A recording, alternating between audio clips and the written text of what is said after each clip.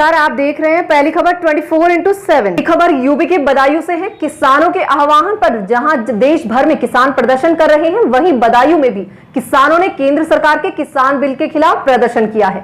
बदायूं के मालवीय आवास गृह पर आज किसानों ने अपनी आवाज बुलंद की और केंद्र सरकार के किसान बिल का विरोध किया। इस प्रदर्शन में किसानों को कांग्रेस और आम आदमी पार्टी का भी समर्थन मिला।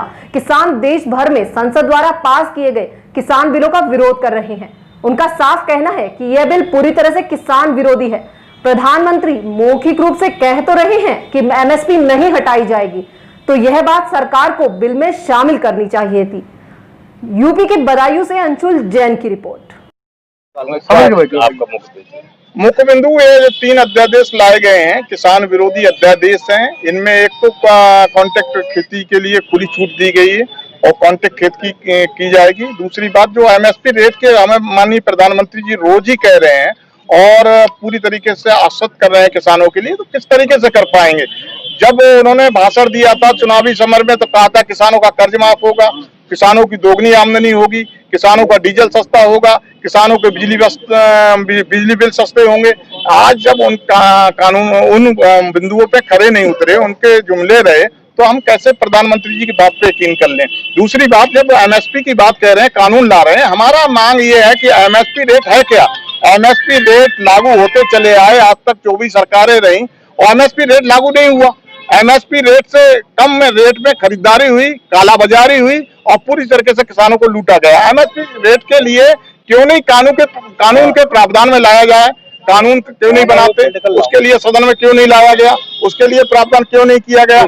जिस तरीके से 4% किसान देश भर का एमएसपी रेट पे सिर्फ गेहूं या अपना अनाज डालता है और उसके अलावा सारी लूट होती है, 96% लूट की जाती है।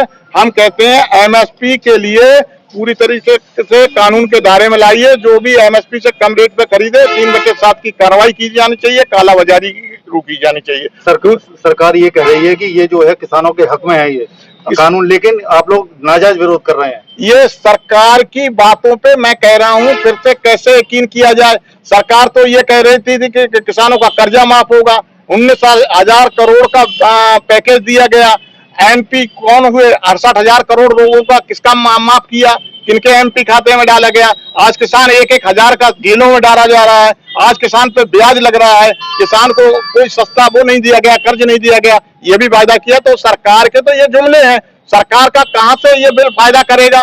कारपेट जगत के लिए, खेती के लिए खुली छूट दी गई है, ये WTO के तहत। दूसरी RCEP भी ये लागू करने जा रहे हैं, जिसके तहत डेनमार्क, न्यूजीलैंड, ऑस्ट्रेलिया विदेशों से दूध आएगा। वो अभी तो हमारी गाय खुली घूम रही है, भैंसे को खोलना पड़ेगा। और वहां से जो मुख्य धारा ये है कि अनाज यहाँ पर नहीं करने देना चाहते, किसानी खेती को खत्म करना चाहते हैं।